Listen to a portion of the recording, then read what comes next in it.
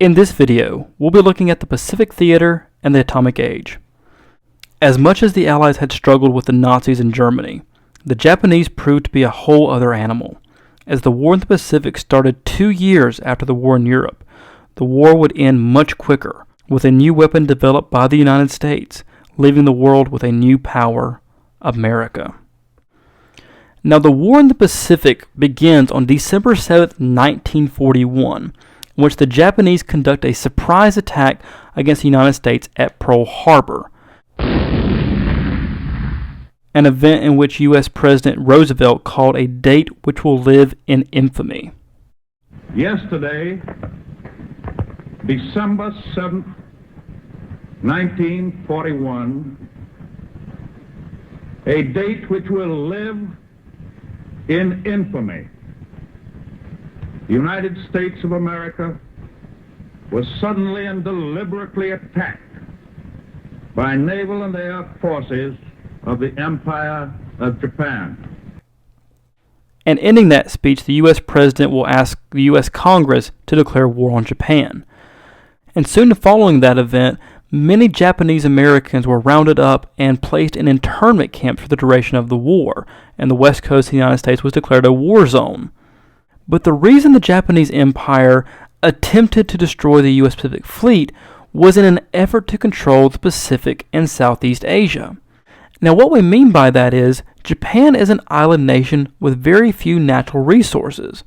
And to compensate for that, in the decade before this, Japan had decided to gain these natural resources by conquering its neighbors. It had already started to invade China. If Japan was going to invade other parts of Southeast Asia, that was going to bring them into direct conflict with European powers, because most of that was controlled by imperial empires of Europe.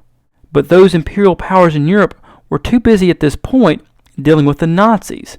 But there was one power left in the Pacific, and that was the United States. Ever since 1898, the United States had owned the Philippines here that they had gotten from Spain. Now, if the Japanese invaded the Philippines, that would bring the United States into direct conflict with Japan. But Japan had a plan for this. Their plan was to preemptively attack the U.S. Pacific Fleet in Pearl Harbor, hopefully destroy it, or at least destroy most of it. And they were planning that the United States would not be able to recover from this for at least a year or two. In that time, Japan was planning to go out and conquer the Philippines, set up a defensive perimeter, and by the time the United States retaliated, the Japanese would be ready. And you can see there that I have italicized and underlined attempted to destroy, because they weren't successful. Yes, they did sink a number of our battleships, but our aircraft carriers were untouched during this attack, and the United States was able to recover within a matter of months. But by the spring of 1942, Japan had expanded its empire to most of Southeast Asia that you see there in the map. But as I said moments ago, it doesn't take the United States long to recover and strike back. In 1942, the United States stops a Japanese invasion attempt of Australia. And what ensues is a battle known as the Battle of Coral Sea, in which the United States turns back the Japanese invasion of Australia. Soon after that, in the same year, we have the Battle of Midway. Here the United States defeats a very large Japanese navy, gaining naval superiority in the Pacific. This becomes a turning point in the Pacific theater of World War II, because up until this point, the Japanese had been expanding their empire and taking control of most of Southeast Asia and most of the Pacific, and they were still a major threat in the Pacific until the Battle of Midway. At this battle, the United States knew the invasion was coming. They had already decoded secret messages from the Japanese describing their planned invasion of Midway. And so by the time the Japanese fleet comes to Midway, the United States is ready. Not only are they ready, they actually end up catching the Japanese off guard. The Japanese first wave is ineffective, and so the planes return to their aircraft carriers to refuel and restock with weapons. It's in that moment that the Americans launch their counterattack and end up catching the Japanese fleet unprepared, with all of their planes docked on their aircraft carriers being refueled and restocked with bombs. So on top of these aircraft carriers, all the planes are there. They have these fuel tanks pumping fuel into them, and they have these rows of bombs being loaded up onto the airplanes. So this becomes very, very easy to take out. All you have to do is shoot at the deck of these planes, and you're going to hit something flammable. In this battle, the Japanese lose all 4 of their aircraft carriers that they had sent in. This devastates the Japanese Navy. And again, this is one of the reasons why this is a turning point in the war. And now the Japanese would have to go on the defensive. And so at this point, the United States begins their new Pacific strategy. It's called island hopping, in which they decide they are going to try to conquer strategic islands on the push to Japan. They don't have to conquer every single island. That would have taken forever. They just need to take out the strategic islands that put them closer to Japan. And that's what they begin to do. In 1944, at the Battle of Leyte Gulf, the United States forces begin to take back the Philippines. This is one of the largest naval battles in history. And this is also the first time that we see the Japanese use kamikazes, which are suicide pilots that would take their planes in a suicide attempt, crash their planes into ships and other military targets. In the following year, in 1945, we have the Battle of Iwo Jima. This is the first battle on a Japanese home island, and it's also the site of the famous flag-raising picture. This is also the site of some of the fiercest fighting of the Pacific Theater, in which nearly 7,000 U.S. soldiers are killed taking this very, very small Japanese island. And of the 18,000 Japanese that were sent there to guard the island, only 216 were captured. The rest were killed or committed suicide. So you can see how adamant the Japanese were at defending these islands. Soon after the Battle of Iwo Jima, U.S. forces converge on the island of Okinawa. It's here that we see the largest amphibious assault in the Pacific Theater. And again, an amphibious assault is going from water to land. Now, the United States was planning to use Okinawa as a staging ground for the invasion of Japan. But in this battle, 12,000 U.S. soldiers are killed, 50,000 are wounded. On the Japanese side, they lose 100,000 men defending this island. You can see how adamant the Japanese are at sacrificing themselves for their country.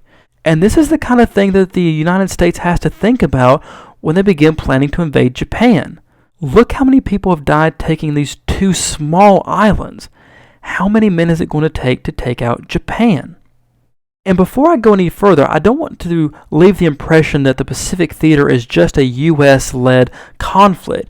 The British are also involved here. They're taking back some of the territory in Southeast Asia, and so are the French. This isn't just a U.S.-centric part of the war, but many of the major conflicts that come out of the Pacific Theater deal with the United States. But now looking on to Japan, U.S. leaders have to look and decide, do we want to invade Japan?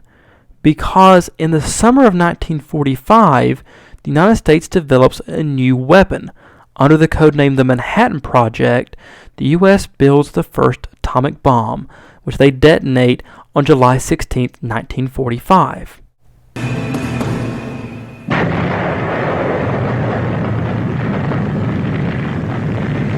At 5:30 a.m., July 16, 1945, the world entered the atomic age. With an intense flash, a sudden wave of heat, followed by a tremendous shock wave. The ball of fire extended 40,000 feet. The bomb packed a punch equivalent to 20,000 tons of TNT, the high end of most of the scientists' predictions, completely vaporizing the steel tower and heating the desert sand into glass for a radius of 800 yards. So this is the new weapon in the United States' arsenal. But the question becomes, do we use it? Because to use it means to take out thousands of innocent lives. And so the President of the United States at that time, Harry Truman, has a very, very tough decision. Does the United States invade Japan? And the estimates were it would cost at least 2 million American lives to take out Japan, and the war would last for at least another year. Or do we drop the bomb? We have 2 more. Do we drop them on Japan, killing innocent Japanese lives, but saving millions of American lives? The difference being, these are innocent Japanese lives. The soldiers that would go into Japan, that's their job. Their job as soldiers is to fight. The civilians in the 2 cities in Japan are innocent. They're not military combatants. But eventually the decision is made to drop the bombs. On August 6th, the United States drops the atomic bomb on Hiroshima. Here is the city of Hiroshima from an aerial view from the plane. This is the bomb that was dropped on Hiroshima, known as Little Boy. And this becomes this. Complete devastation. 70,000 Japanese are killed. Another 70,000 are injured. Now, it doesn't completely destroy the city. Within a 1-mile radius of where the bomb exploded, there is total destruction, just basically laid flat. Up to 4.7 miles were destroyed overall. So outside of 4.7, you get up to about 5 miles outside of the epicenter. There were still buildings, standing, a lot of wind damage, probably a lot of fire damage, but buildings still standing, and a good portion of the city still there. But the 5-mile radius around where the bomb hit, completely devastated. 1 mile completely destroyed. 2 days later, on August 8th, the Soviet Union finally decides to join the Pacific theater of the war by declaring war on Japan. The United States feared Soviet involvement in the restoration of Japan, and so the United States moves very, very quickly to hopefully end the war before the Soviets become too involved. So on August 9th, the United States drops the last atomic bomb on Nagasaki. Here's the city before. Here's the bomb that was dropped, known as Fat Man, on Nagasaki.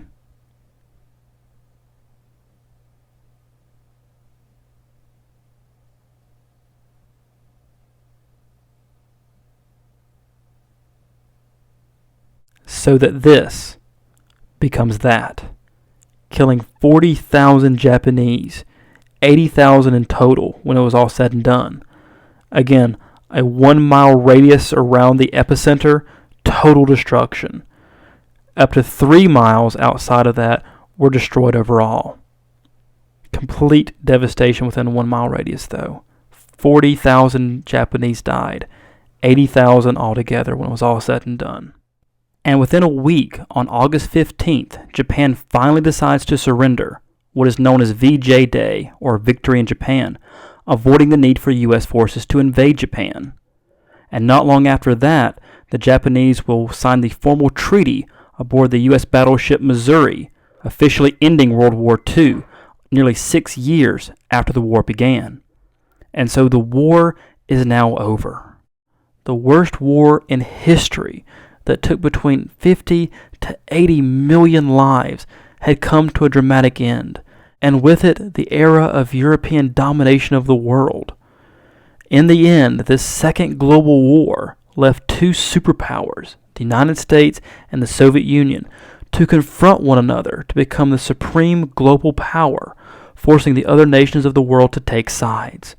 This global tension between these superpowers would come to define the rest of the 20th century in an era known as the Cold War.